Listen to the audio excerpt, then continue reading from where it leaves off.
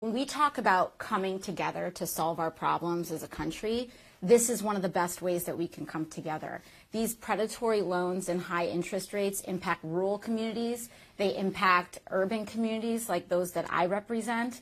And it's funny because you would think that in a densely populated community like the Bronx or like Jackson Heights that you'd be able to have a bank on every corner. But what we actually see is that in poor and lower income urban communities, there are way fewer banks per capita. You know, there was a study that showed in Compton there was one bank for every 25,000 people back in 2006, and that was from Brookings. And so it shows that it's not just access to capital, but just the ability to go somewhere and cash a check. It can be very difficult whether you're in a very rural part of the country or even in certain urban neighborhoods. And, you know, we talk about payday lending, and in New York, we were really lucky in that we worked very hard to outlaw payday lending in the state. But what happens when everyday banks start to charge higher and higher interest rates? Essentially, your credit card becomes a payday loan. And this is not anything radical because we had these laws for a very long time in red states. We had them in blue states. We had them in half of the United States, had usury laws until 1978 when they were repealed. And ever since then, it's given a blank check for credit card companies and for big banks to charge extortion level interest rates to the poor. And the reason this is a moral issue is because we should not be using people's misfortune and using people's income status as a basis for extortion and as a basis for predatory lending. 15%, by the way, is a lot.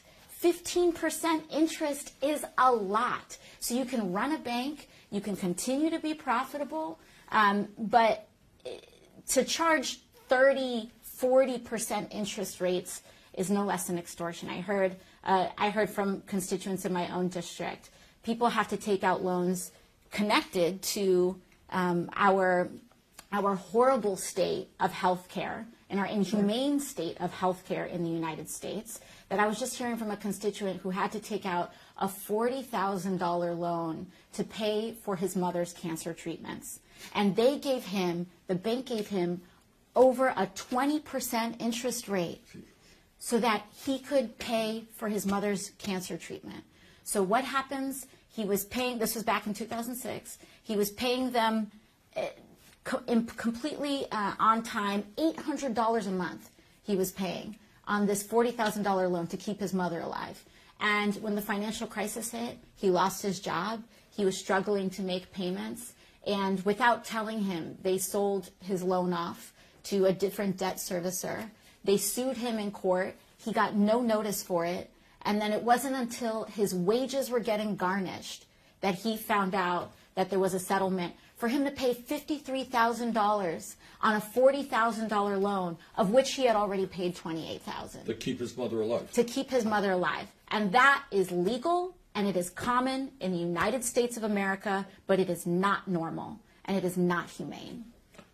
And I should add that this year, people in the United States will pay $122 billion in credit card interest, and that is a 50% increase in just 5 years. So what you have, you got payday lenders over here, which is beyond belief. I mean, that is just disgraceful beyond imagination.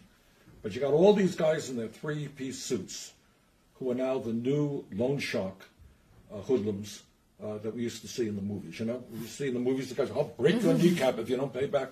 Well, yeah, well, I don't know that they break kneecaps. But now they'll take your home. No, that's right. Maybe do something even worse, or maybe pull the plug on your mom who needs medical treatment. So let's be clear about what we're talking about. We're talking about economic brutality. We're talking about some of the most powerful people in the world, people who make millions and millions of dollars a year in banks that make billions of dollars a year in profit. And they see a real profit center in going after desperate people who, because wages have been stagnant for 40 years, cannot afford the basic necessities of life. So today we're telling Wall Street and the payday lenders that enough is enough. Your grotesque and disgusting behavior is not acceptable in America, and we're going to change it. And this is an issue that impacts zillions of people all over this country. And I think a lot of people don't even know it. They go into a store and they buy a refrigerator.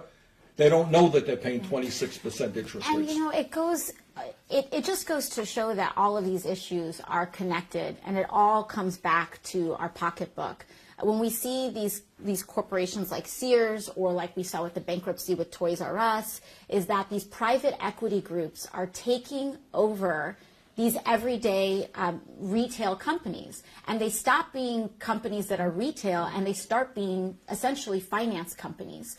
So it's not a department store that sells you a credit card. It's a credit card company that lures you into a department store. And that's what's going on right now. That's a funny way to look at it, but that's true. In other words, a very significant percentage of the profits of many of these department stores are not involved in selling you the product. They're getting significant interest rates when you charge to buy that product. And that is just quite amazing. All right, what else you got? Well, so I think it's also important to connect the justice piece to this as well, because when we look at how all of these things stack up and add up, they concentrate in rural poor communities and urban communities and communities of color as well. When you look at mortgages, communities of color tend to pay much higher interest rates on their mortgages, and we see that, as James Baldwin said, it's expensive to be poor. Stay on that point for a minute. Does everybody know what she meant by that? And that's a profound point. If you're wealthy, you have good credit, right? Earning a good income, you go to the bank, you can borrow money at a low rate. Go to a good grocery store in your community, buy food that is healthy and good, not too much. You want to buy a car, you buy it with low interest rates. If you're poor, what happens? If you're poor, your interest rates are much higher. You live in a food desert, so your average head of lettuce or your average, bit of spinach is much more expensive than it is in other communities. And all in all, over and over again, you just think about, I remember when I was waitressing and I had a checking account. Now, with a lot of these corporate checking accounts, before I had pulled my money out and joined a nonprofit bank, what happens is that you need to keep a minimum of, say, $1,500 in your bank account for all 30 days of the month so that you don't get charged $25 for them to have the privilege of holding your money. And so you're paying $25 a month just to keep your money in a bank account. And the average American so many Americans have less than $1,000 in savings. So we're talking about the majority of people that have incurred a $25 a month charge to just keep your money in a checking account. We're talking about even if you try to avoid that charge and you take your check to a check cashing place, which is very common here in my community. You take it to a check cashing place, they're charging you 10% just for 10%? Sometimes 10%. To cash a check. To cash a check. It is expensive to be poor. And if you can't afford, a year ago, I didn't have health insurance. A year ago, I was paying for all of my medicine in cash.